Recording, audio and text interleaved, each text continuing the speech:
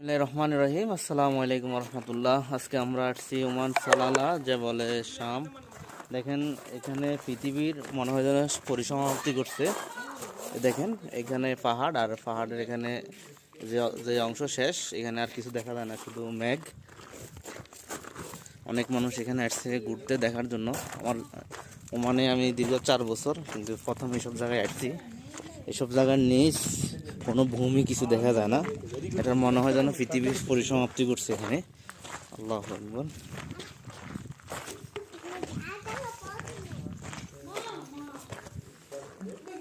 দেখেন এই পৃথিবীর পরিসমাপ্তি করছে, কিন্তু গুগল ম্যাপে এখানে